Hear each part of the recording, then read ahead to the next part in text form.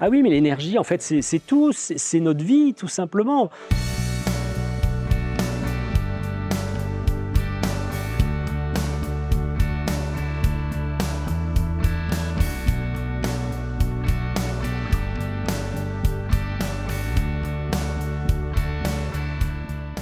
Que sur le sujet de l'énergie, c'est un sujet moi qui m'intéresse particulièrement et sur les territoires évidemment c'est essentiel. On a un plan climat donc qui nous incite à aller vers l'autonomie énergétique et on se rend bien compte qu'au quotidien il y a des conflits d'usage. Pierre Leroy, il a comme président du PETR une longue expérience de participation et à un moment donné aussi par rapport à ces enjeux de transition, il s'est rendu compte qu'il ne pouvait pas engager un certain nombre de changements sur les questions énergétiques qui l'intéressaient. Et donc, il s'est dit qu'il fallait remettre en concertation les projets énergétiques en partant du début pour éviter que tout finisse au tribunal. L'idée, c'était que, à travers ce dialogue énergétique territorial, le Grand Briançonnais a cherché à mettre autour de la table tous les acteurs du territoire dans la définition d'un projet énergétique pour le territoire. Et au titre de tous les acteurs, il y a les habitants, les citoyens, et c'était comment mobiliser les citoyens dans ce projet, de définir un dialogue énergétique territorial, de définir un projet pour le territoire. On a essayé de participer à un maximum de réunions, voilà, donc c'était notre participation. Mais sur la démarche, à la fois sur le fondement et sur la démarche citoyenne, c'est quand même une démarche intéressante de voir comment ça a évolué, comment ça a pu avancer au niveau du Grand Briançonnais. Le projet s'est lancé d'abord de manière un peu informelle avec un ensemble d'entretiens qu'on a fait nous en lien avec ce que le PETR nous a dit sur des gens à aller voir qui étaient déjà des parties prenantes des conflits sur le territoire ou encore des élus ou des associations citoyennes. Voilà. On a fait une trentaine d'entretiens et suite à ça, on s'est dit qu'on allait vraiment lancer le processus. Donc, selon la méthodologie couplage, on a lancé une première étape qui consistait à faire préparer la participation avec des ateliers dans lesquels les questions, c'était quels sont les bons principes de participation pour vous, qui doit participer, comment, quelles vont être les étapes pour, une fois qu'on aurait recueilli tout ça après des ateliers, pouvoir proposer un plan d'action sur 2 ans. Et donc on a monté le principe du projet, puis le projet, en accord avec le PETR du Briançonnais. À ce moment-là, on a commencé à dessiner les contours d'un vrai projet avec Pierre, avec l'ensemble des partenaires. Ce qui nous importe au sein du PETR, c'est de permettre aux citoyens de refaire du politique, de se réinvestir dans la vie de la cité. Et donc, on est persuadé que c'est la co-construction des politiques publiques qui nous permettra de changer les choses sur les territoires. À la fois, évidemment, pour que ça soit accepté, mais pour que les gens comprennent en responsabilité quels sont les enjeux.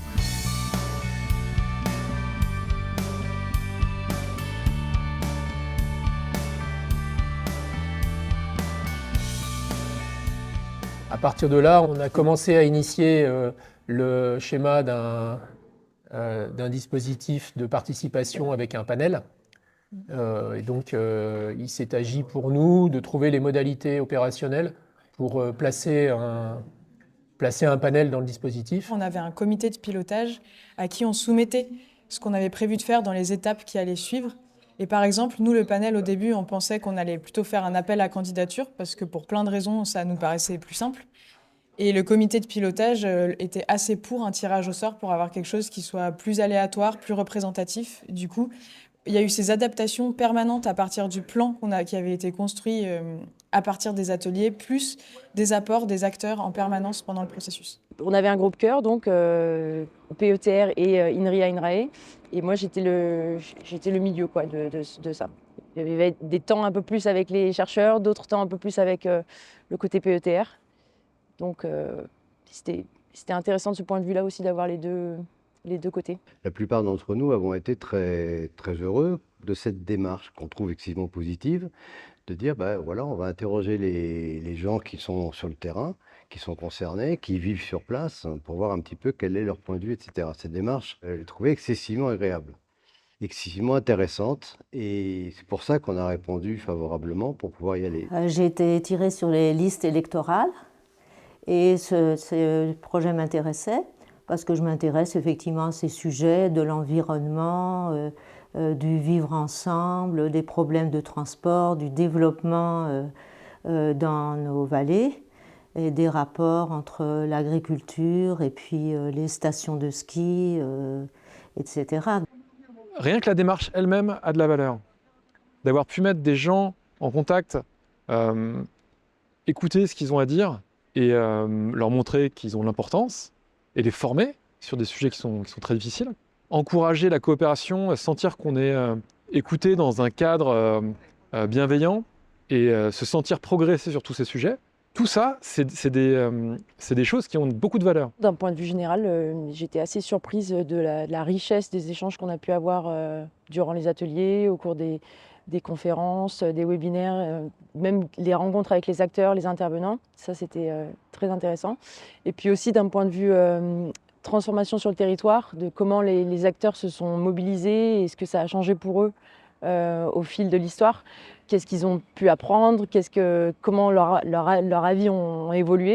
Et ça, c'était surprenant et intéressant de pouvoir assister à ça. Collectivement, on se remettait un petit peu, on s'enrichissait un peu des compétences des uns et des autres, quoi.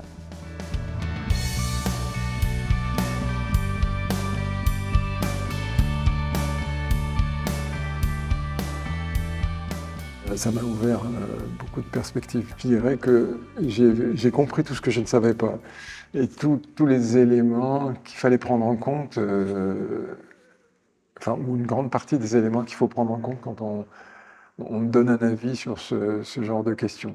Parce que tout le monde est concerné. La production d'énergie, c'est une chose, mais le retentissement de la production d'énergie sur la forêt, les rivières, etc., tout ça est à prendre en compte. Et donc, j'ai vraiment appris beaucoup de choses là-dessus. Et c'est pour ça que je disais tout à l'heure, et je le répète, que c'est important que tout le monde puisse donner son avis. C'est un des endroits qu'on a visité lors d'une des journées de terrain du panel.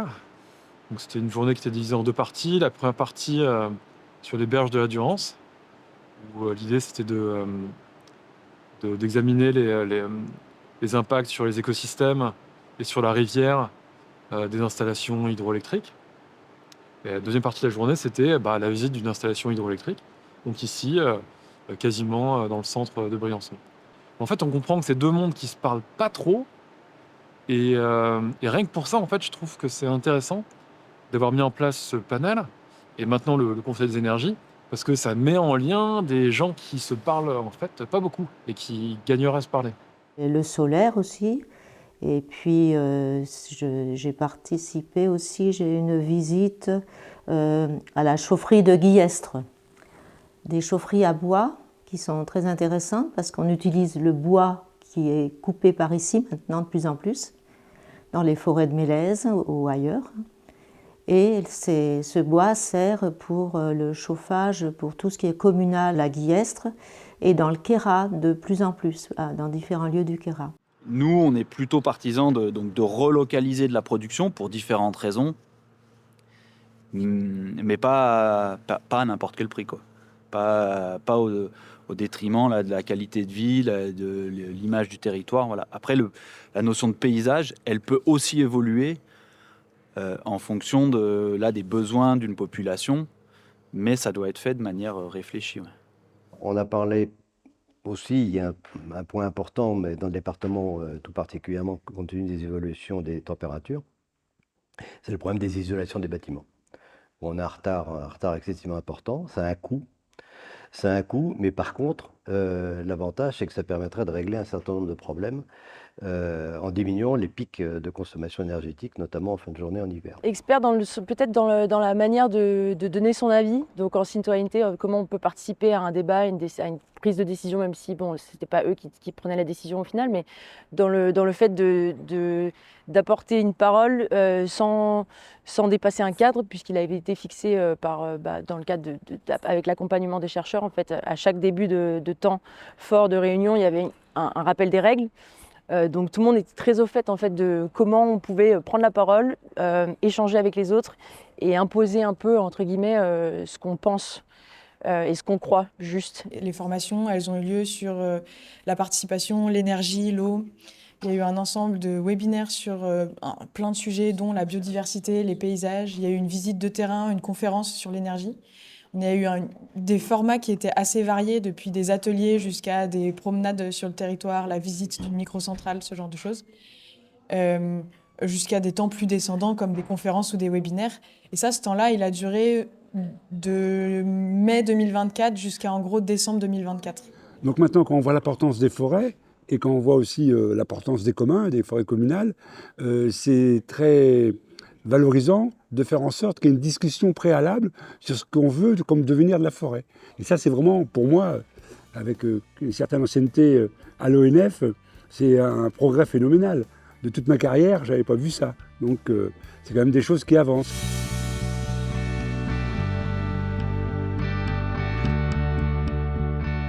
Un jeu de territoire, il y en a beaucoup qui sont réalisés. Là, l'objectif, c'était d'avoir un outil qui permette d'aborder la complexité des questions qui sont sous-jacentes à ces enjeux énergétiques. On rappelle quand même qu'il s'agit de faire la relation entre des questions d'énergie, des questions de biodiversité, des questions de paysage, des questions de développement local, des questions d'eau.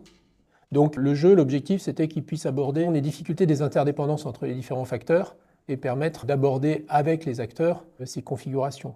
Donc tous ces éléments-là font qu'on a pu passer à une phase où on a proposé aux personnes sur le territoire de re-questionner les orientations qui leur semblaient prioritaires pour ce territoire. Et suite à ça, avec ces orientations de territoire qui sont sorties, ça a pu permettre de lancer la phase suivante qui a été de commencer à constituer un plan d'action.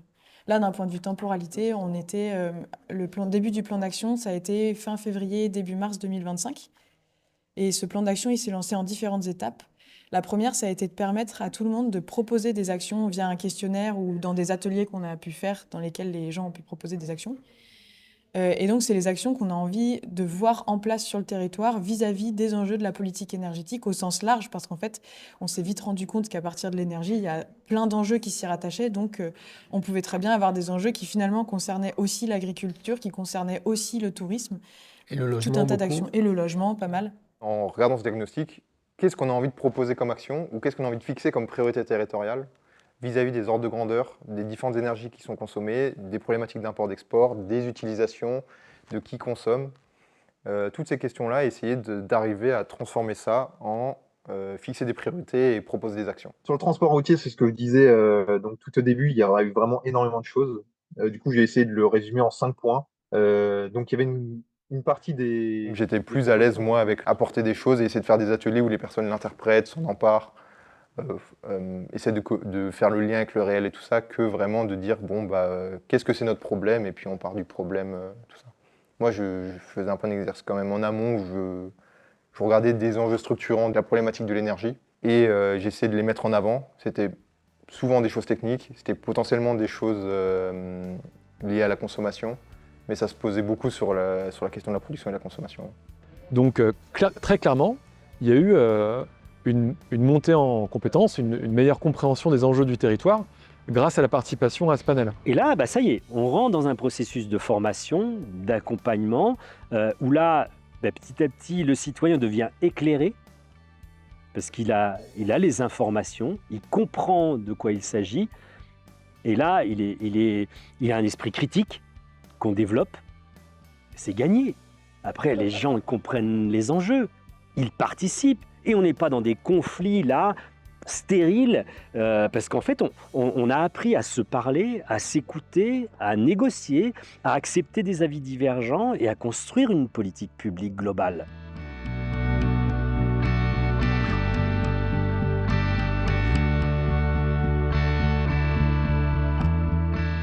On a créé un conseil d'orientation de l'énergie qui réunit tous ces acteurs.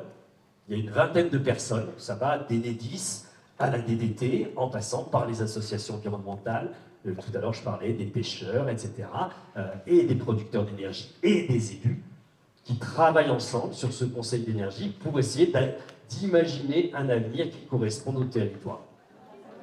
J'ai accepté d'être élu dans ce conseil d'orientation parce que j'estime que la démarche est une démarche très intéressante parce qu'elle vise à associer l'ensemble des élus, des socioprofessionnels et des habitants d'un territoire à une thématique qui est une thématique aujourd'hui qui est centrale sur nos territoires et notamment sur nos territoires de montagne. Et j'espère que là, ça va être un outil au service des collectivités ou des porteurs de projets privés ou semi-publics et des services de l'État, notamment de la DTT. Quand il y a une mise en place d'un projet ou une volonté de mettre en place un projet, de venir nous voir et de donner notre avis, donner des outils pour prendre la décision et pouvoir dialoguer avec eux pour donner notre expertise là-dessus, chacun avec sa casquette différente. Comme tous les participants du panel qui sont aujourd'hui au Conseil, donc on est 5, on a tous voulu faire partie du Conseil. Je crois que ça a été une manière pour nous de continuer à croire à ce projet et de se dire, on veut continuer à le faire vivre et ça vaut le coup de continuer à s'investir. Une des clés pour moi, c'est d'avoir des personnes qui sont là pour et de ne pas négliger les postes qui permettent de continuer à activer les élus sur le sujet, les citoyens sur le sujet, les acteurs du territoire, en rappelant sans arrêt, on s'était mis d'accord là-dessus parce qu'on avait décidé ça dans le dialogue territorial, ok, c'est toujours valable, non, ça aujourd'hui on a besoin de le faire évoluer, on le remet dans une boucle de discussion et on avance. Et là, le sujet, il est sur ne pas négliger ces moyens-là, qui sont des moyens humains pour faire vivre un dialogue et des décisions. Il y a aussi la démarche effectivement de s'emparer de la stratégie de son propre territoire, de la gouvernance de son territoire et de ne pas juste laisser les porteurs de projets privés arriver et se placer sur le territoire et juste vérifier si ça marche ou pas au niveau de la réglementation, mais de s'impliquer et d'avoir la maîtrise de son futur en fait, sur les projets qui vont sortir. C'est ça qui est intéressant.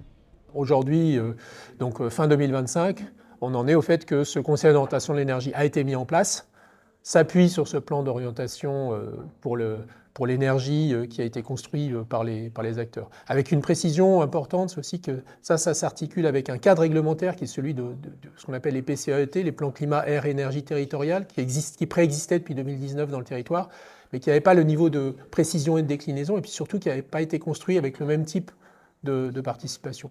L'objectif de ce conseil, c'est de continuer la concertation. Depuis le début, il était assez clair qu'il n'y aurait pas de pouvoir exécutif, et ça a été dit tout de suite. Pour moi, ça va marcher si chacun des collèges du conseil d'orientation, des représentants de ce collège-là, va parler au reste de son collège pour comprendre ce qui se passe à l'échelle de ce collège-là et le faire remonter dans le conseil d'orientation pour continuer la concertation à cet endroit-là.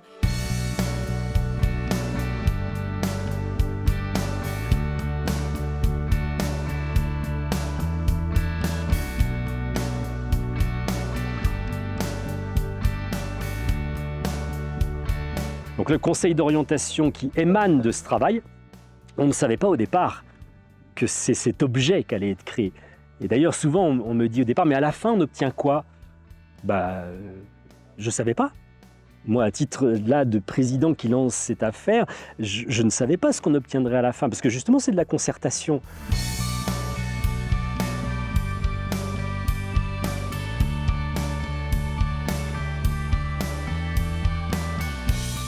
Je reste persuadé que la co-construction des politiques publiques avec les citoyens et les acteurs, c'est la solution pour l'avenir. Si on ne passe pas par là, eh bien on ira sur des conflits permanents, des procès, et les changements de pratiques, finalement, ne seront pas au rendez-vous. Alors que là, on a besoin de tout le monde pour justement résoudre ces problèmes de crise de démocratie, de crise climatique, de crise de biodiversité et de crise sociale.